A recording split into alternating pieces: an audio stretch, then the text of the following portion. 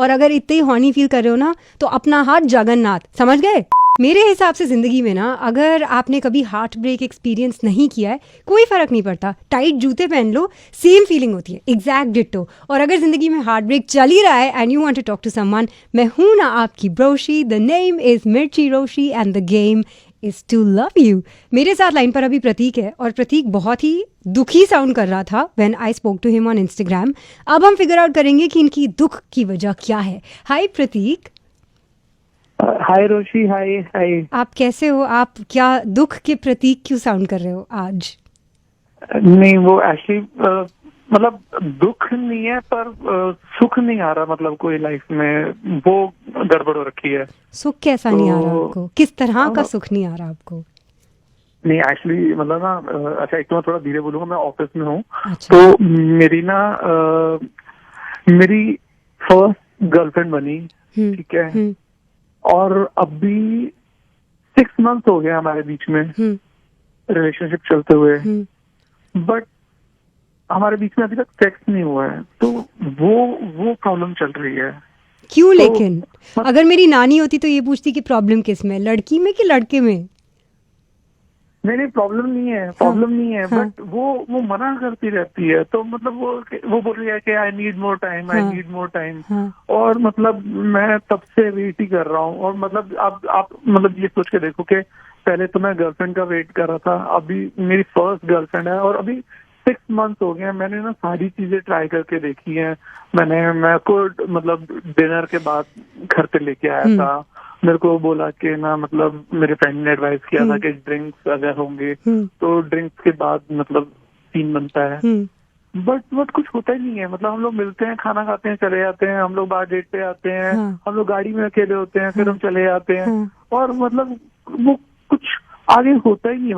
मतलब कैसे फिजिकल कुछ होता ही नहीं है। तो क्या I mean what is she saying, that आप उसको अट्रैक्टिव नहीं लगते? ऐसा हो सकता है दैट उसे लगता है कि आप सेक्सी इनफ नहीं हो? नहीं, वो अट्रैक्टिव वाली बात नहीं है। वो बोलती है मेरे को मैं हैंडसम हूँ, लेकिन वो बोलते हैं आई नीड मोर टाइम। तो मेरे को समझ नहीं आता कि कितना टाइम बाद शुरू होता है, बिकॉज मेरे फ्रेंड्स वगैरह हैं वो तो मतलब 3 days में भी मतलब उनका स्टार्ट हो गया था। और अभी मैं से बार बार पूछता हूँ कि मुझे कुछ थोड़ा टाइमलाइन बता दे, ताकि मतलब क्या ये ऑफिस का प्रोजेक्ट है कि देखिए या तो आप 6 महीने और में हमें बता दीजिए, अगर फुलफिलमेंट नहीं ना हो रही तो फिर हम कोई और प्रोजेक्ट इंजीनियर ढूंढेंगे, है ना? नहीं, मैं वो भी नहीं बोल रहा, लेकिन आप समझो ना कि मैं होपफुल हूँ। मैं रोज उससे मिलता हूँ, वो मेरे सामने बैठी होती है, वो मुझे इतनी सुंदर लग रही होती है, मेरा मन कर रहा होता है उसको टच करने का, मेरा मन कर रहा होता है उसको पास जाने का, बट वो मैं कर ही नहीं सकता। हाँ, विच इज़ ट्रू, आप नहीं कर सकते, क्योंकि अगर वो कह रही है कि आप अभी मेरे पास ना आए और 6 फुट की दूरी मेंटेन करें, और अगर आपने नहीं की तो आप टेक्निकली एक मोलेस्टर कहलाएंगे। Just saying, there is a word for that. But अगर मैं 1 साल तक अगर वो यही करती रही तो फिर मेरा गर्लफ्रेंड बनाने का फायदा नहीं है, मतलब हमारा रिलेशनशिप का फायदा नहीं है। सॉरी, आपने गर्लफ्रेंड इसलिए बनाई है क्योंकि आपको फिजिकल रिलेशन नहीं, देखिए तो पार्ट भी तो है ना, मतलब पार्ट आप मेरी है। एक्सपेक्टेशन तो समझ सकते हो ना। मैं आपकी एक्सपेक्टेशन समझ रही हूँ, but you know the thing is कि गर्लफ्रेंड क्यों, एक गर्लफ्रेंड बनाने में और पार्लर जाने में कोई तो फर्क होता है कि भैया पार्लर में हमने वैक्सिंग बोला था, थ्रेडिंग बोला था और ब्लीच बोला था, आप कैसे ब्लीच नहीं कर सकते दीदी? लेकिन गर्लफ्रेंड के साथ थोड़ा सा सी sweetheart, the thing is Prateek कि एक रिलेशनशिप में 50-50% इक्विटी होती है, करेक्ट? अब 50% आपकी बात तो मैं समझ रही हूँ कि आपको फिजिकल इंटीमेसी चाहिए, लेकिन 50% उसकी बात यह है कि उसे अभी नहीं चाहिए, वो रेडी नहीं है। Is she also a virgin? Right. तो अगर उसने कभी भी फिजिकल इंटीमेसी किसी के साथ इस्टेब्लिश नहीं की है, चांसेस हैं कि वो वेट कर रही है फॉर अ स्पेशल मोमेंट, या फिर वो वेट कर रही है कम्प्लीटली कंफर्टेबल होने का before she invest physically in the relationship.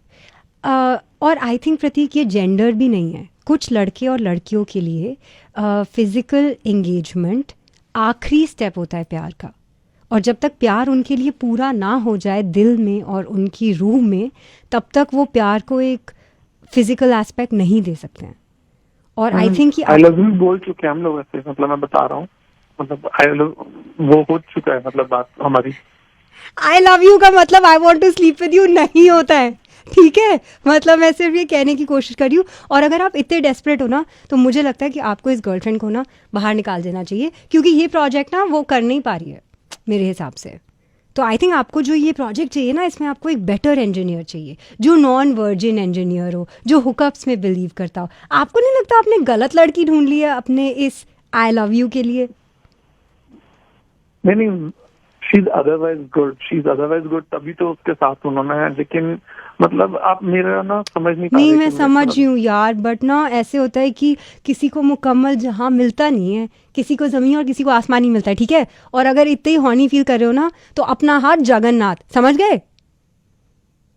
हाँ ठीक है, जरा ये, और यहाँ ऐसे रो रो के ना कि ओ आई लव यू भी तो हो गया, 6 महीने भी तो हो गया, 4 प्लेट मोमो भी तो खिला दिया है, इसका कोई मतलब नहीं है, ठीक है? एहसान करके नहीं कोई तुम्हारे साथ लाइक फिजिकल रिलेशनशिप में होता है, समझ गए तुम?